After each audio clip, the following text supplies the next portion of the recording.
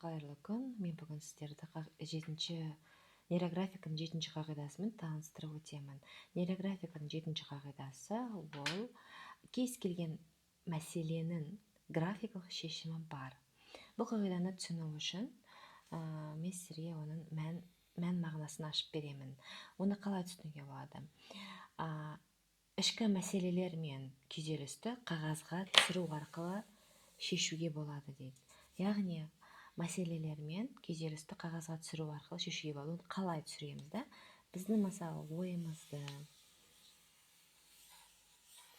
бір мәселелерімізді осылай қағазға сызықтар арқылы біз бейнелей аламыз да. Енді ол қалай жұмыс істейді да? Біз мәселені логикалық тұрғыдан талдаудың орнына біз эмоцияларымызбен ойымызды қағазға нейрографикалық сызықтар түрінде көрсете аламыз. Яғни біздің нейрографика біз міндетті түрде тақырыппен кіреміз. Мысалы біз қаржы дейміз ба, немесе жаңа қонысты тілейміз ба, жұмыс дейсіз ба, қандай болса да тақырып болса да сіздің мазалайтын бір тақырыбыңыз, оған бір сіздің эмоцияларыңыз бар, ойыңыз бар. Соны сіздің ойыңызды біз линия арқылы белгілейміз, яғни материализация жасаймыз да, яғни линиялар арқылы сіздер өзіңіздің ойымдарыңызды, эмоцияларыңызды осы линия арқылы шығара аласыз.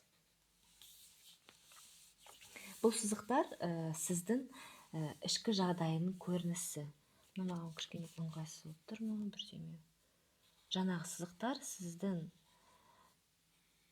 ішкі жағдайыңыздың көрінісі. Сіздер өткір бұрыштарды дөңгелетіп, мен мында бері осы дөңгелетіп отырмын, дөңгелетіп, және жаңа сызықтармен пішіндерді қосып, оны үйлесімді етесіз. Оны үйлесімді ету деген қалай түсінуге болады? Біз жаңа сызықтарды өттік. Біз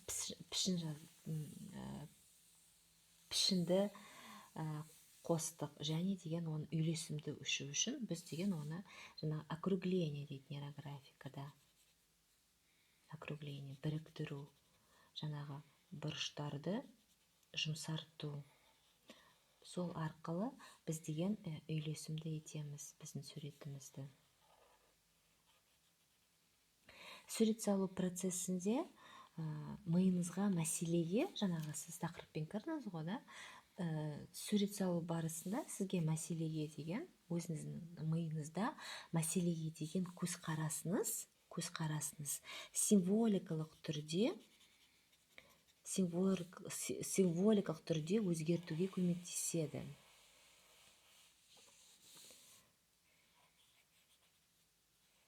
Символикалық түрде көзқарасыңызды өзгертеді жаңағы сіздің мәселеңізге.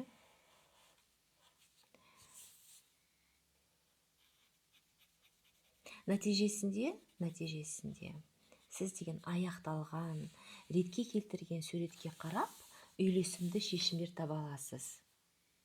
Нәтижесінде сіздер аяқталған, ретке келтірген суретке қарап, үйлесімді шешімдер табасыз. Бұл жаңағы қағида, ол логиканы айналып өтіп, шығармашылық арқылы тікелей түп санаға әсер ету тәсілі. Яғни біз деген логикадан шығып, шығармашылық